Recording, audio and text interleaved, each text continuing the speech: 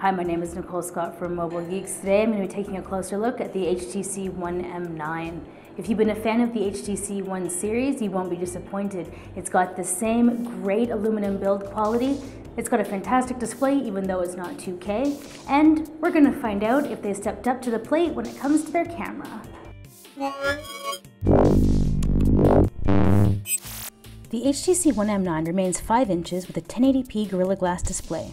Under the hood, we have a Snapdragon 810 processor, which is 64-bit with 3 GB of RAM. It's also got 32 GB of storage and a micro SD card slot that is available with a massive capacity of up to 2 TB. The cards aren't cheap, and it's not the first time we've seen this. The LG G3 actually has the same claim to fame. Overall, the device weighs in at 157 grams, is 9.61 millimeters thick, and comes with a 2,800 mAh battery. HTC has finally upped their pixel resolution to 20 megapixels on the rear and given it a sapphire lens. But they haven't abandoned their beloved ultra-pixel.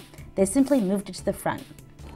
So let's quickly talk about the display. If you think that HTC should have included a Quad HD display, I don't agree with you. I think they were perfectly fine on delivering a 1080p display. I would rather have a very good quality panel with a lower resolution than something that stresses out the CPU a little bit more and potentially eats a lot more of your battery life. So I'm actually fine with the decision to go with 1080p versus 2K.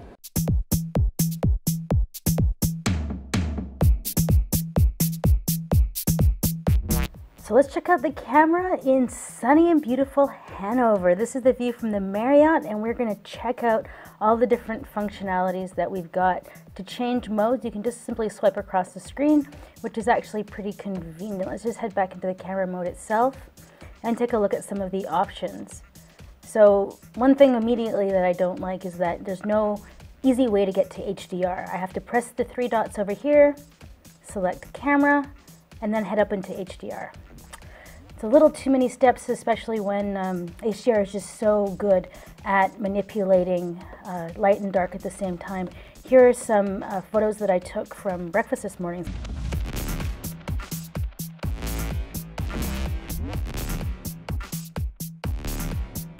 So let's take a look at some of the other settings that are available. This is pretty much everything that you'd expect from settings on a camera. Now, if we head into the settings itself, this is a really interesting one, that we can have a 10:7 screen ratio instead of just 16:9. Of course, there's the 1:1 square. So there's also auto smile capture, voice capture, which is nice. You can say things like, no wait, actually, what can you say?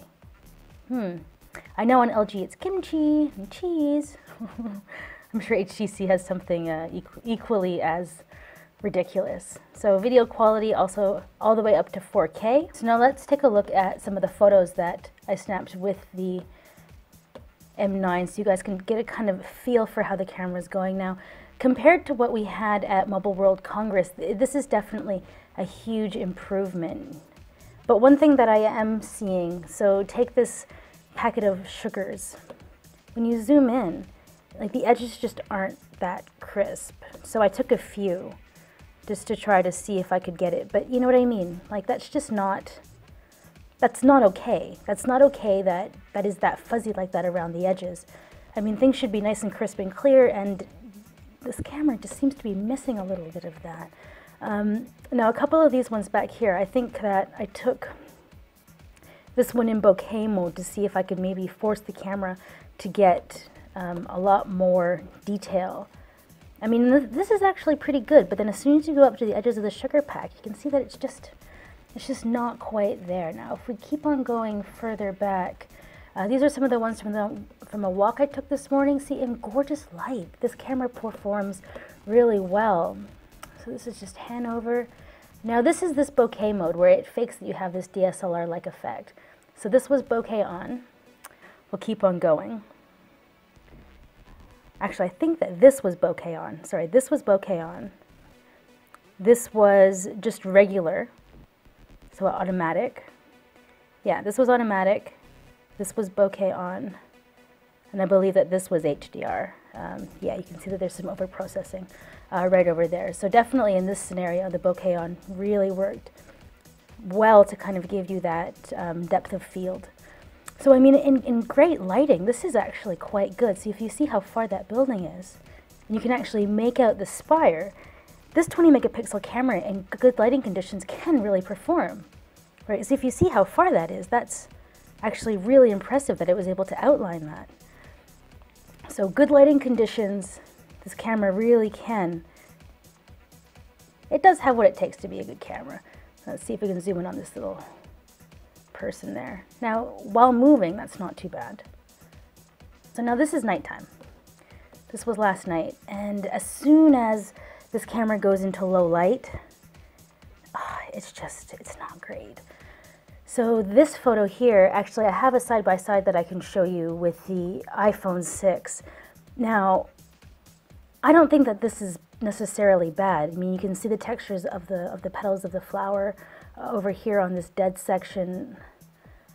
But when you have it side by side with the iPhone 6, it's just so clear that there's just so much depth and so much texture available in the photos. When you have a look at this, you can just see that it's kind of actually very disappointing. So, so here's me last night. It looks like I have a black eye in this photo, so I'm not a fan of the front-facing camera, but in general, this was Beautify on. The 4 megapixel shooter that we have on the front is actually quite good in low light. So let's talk about Sense 7. If HTC didn't make all the changes that they did in this iteration, I wouldn't be on board. I've never really been a big fan of Sense, and essentially it's because of this. When you navigate through, you go right to left, but as soon as you go into the app drawer, you go up and down. Essentially, I feel like I'm still looking for applications, so I don't understand why I would change directions when I'm just surfing around my phone. I mean, I get that on a website you go vertically, but in UI navigation you always kind of go horizontally. So that's one thing that's always kind of irked me about Sense. But let's get into all the things that I do like about this iteration. So they've aggressively redesigned their home screen. So we still have the large kind of time and weather up at the top. Google's there. But what's going on here? So this is the Sense widget, and this is a location-based widget. You have obviously work, home, and out, and depending on which location you're in, it will change the applications to things that are relevant to that activity. So out, car, Play Store, maps, music. Now you're going to notice these two folders here, downloads and suggestions. Not the biggest fan of either of these, but they are the two things that stay consistent throughout each of these screens. So if you go into download, it's all the recently downloaded apps, and it will populate the order of the apps based on your use of them. Now, I find this a little bit annoying because my muscle memory will dictate like when I open stuff up to, you know, where's my, well, obviously these are the new apps that I've downloaded. Where's my quadrant? I need to benchmark my phone right away. But you know, like this will be like Line and Facebook and all other things that normal people will download when they first get a phone. But if you use one more, like a new app, it'll kind of push its way in and change the order. So that'll kind of get to me. But some people who maybe never rearrange their home screen, this might be something that they really like. Now, suggested apps. Not a fan of these at all. So this is looking at what I've downloaded and then will suggest apps to me. Right now, this is basically going off of Google, but in the future, I think HTC wants to sell a bit of sponsored apps into here, which is totally fine as long as the apps are useful. So this is, I have yet to find this useful, and some of the things that I found in here have been a little bit spammy. So not a huge fan of that. But at the same time, you can get rid of them. So in the settings here, you can set locations. So you can set your home and your work address, which has been really nice. Now, this is something that I haven't been able to spend a lot of time figuring out how useful this is, because since I've had this review unit, I've been traveling. So different hotels on a very regular basis, working from different convention centers. So there's no kind of pattern that I can set on these to see how useful they are. But getting back to the downloads and suggestions, if you don't like them, you can just simply unclick that here in the settings. So what else is new? Blink feed. Doesn't look that new. But One thing again that they have done is that they've included the location aware. So that's similar to what's happening here, but it's things that are around you. It'll also suggest restaurants that are around you. Now, I have yet to see anything happen out of this that's entirely useful. I mean, and since I've been on the road, I have been Googling different places to eat. This hasn't really worked out for me, but I'm not really a fan of blink feed anyways. I always tend to disable this and just put in another screen. But if you like blink feed, then maybe that's something that will be for you. The thing that I love that's been added is down here. So you can see on this bottom row that the navigation bars, we have one for notifications. So one of my big problems with the HTC lineup, or the One lineup, is that the phones are always a little bit long for me. Well, not necessarily the M7 because it has a smaller display, but these boom sound speakers definitely add length to the phone. And the fact that we don't have hardware navigation keys and that this is a navigation row makes the phone feel even longer, considering that this down here isn't display. So if you have wee hands, you'll be able to easily pull down the notification bar. Totally in love with that. Now, this hasn't really changed that much from the previous HTC models. What's happening here in the navigation, you can obviously edit. There's tons of different options. Glove mode, mini, never found that useful. Yeah. Oh, and HTC Connect, which we'll get to that in a little bit later. So let's just head into these. Actually, before we head into the settings, why don't we, actually here it is, themes. This is the reason why I'm a big fan of Sense 7. The fact that HTC has launched a theming store. So this theme is the one that I have loaded onto the phone. I think that it goes really nicely with the golden two-tone. So when I pull this up, you can see that the coloring, I just think it looks really fantastic. Now, you're going to have the ability to upload your themes to the store, maybe sell them at one point. HTC is looking to make a community out of this, and this is just something that, well, I kind of think they're a little bit late to the game because a lot of other Chinese manufacturers have been doing this for a long time. So now you can easily make your own theme. When you're in the themer section, just hit this plus up here. You can choose your home image. So let's just do that. Let's head into the gallery. Maybe I'm going to pick something a little bit, one of my wallpapers from a long time ago. I'm not going to do any filter changes to it. Maybe I'll move this along. Yeah, like that. So we're going to crop that out. So let's just hit next. And then boom. Here's my theme package. So there's the wallpaper I've selected. Here are the colors that go along with it. It's changed the icons to be very similar. Now, let's say I just want to get a little bit more personal here. Now I can choose different textures and colors. I can change my icon packs. You can change the size of the, sorry, not the size, the shape of the icon. So round or this, all these different things here. You can even add in personalized sounds. So all this is really neat. Next, give your theme a name. You can apply it now. Easy.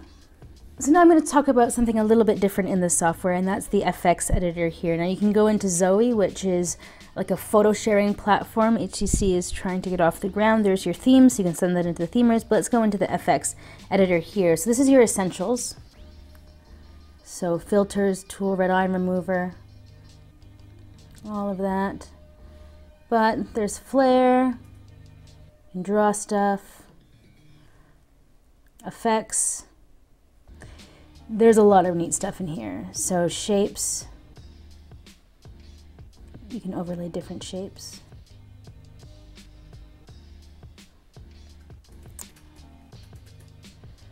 Prismatic, so it kind of creates a little bit of a kaleidoscope effect here.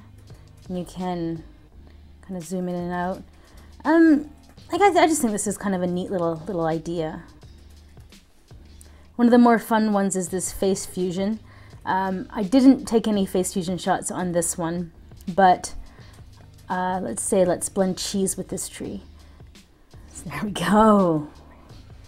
Cheese and tree overlaid together. So artistic. So if you're somebody who, maybe actually has some artistic vision, then this could be something that's good for you.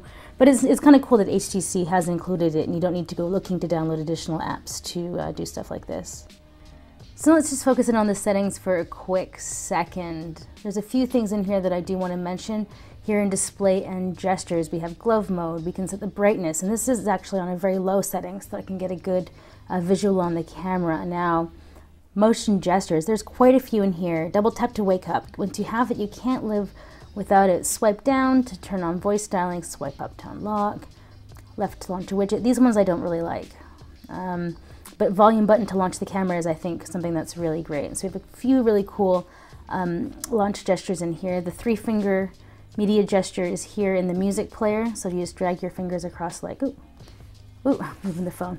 Yeah, across like that. And then you can scan to see where you want to send your music out to. So this is good if you are used to connecting to a lot of speakers. Now back into the settings, let's just keep on going down. Here's HTC's boom sound with Dolby. So you can go between music mode and theater mode. Let's try this out. So here's theater mode.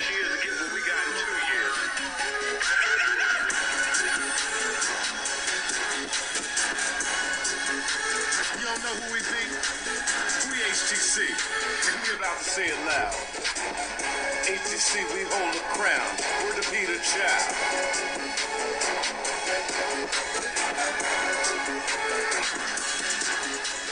I don't know if you guys can hear the difference in the video, but one has like a little more like bass.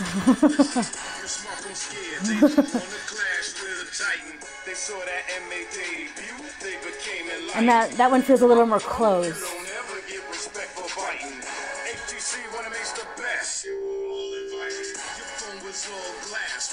Anyways, I could just watch this video for days. But the audio on the M9, I mean, this is something that HTC has really put forward as something that they're really trying to kind of push as their premier feature. So they have the boom sound with Dolby here, and then also in their audio jack, they're going to give you the ability, if you have the right headset, to have like 5.1 surround sound on your headphones. So that's also definitely coming, but you need a special set of headset to access that wicked feature.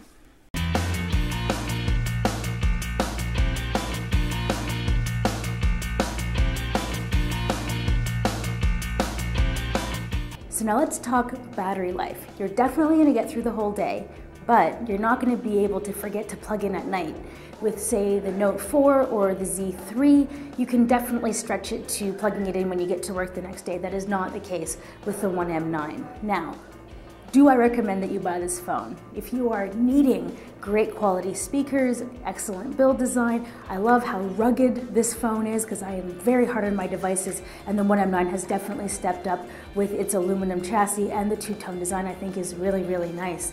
The one thing that I think HTC needed to do a little bit better was the camera. It's good enough, but it's not great. It doesn't take down what Apple is doing with the iPhone 6 or Samsung with the S6 or the S6 Edge. It definitely does make sense to upgrade from the M7 to the M9, but not necessarily from the M8 to the M9. The difference between last year's flagship device just isn't big enough. The camera improvements are significant, but they're not significant enough for me to say that you should definitely be upgrading from last year's version. If you like this review, don't forget to follow me on Twitter, Nicole_Scooter. And while you're at it, you can always subscribe to our channel and like this video. I'm Nicole Scott for Mobile Geeks. What?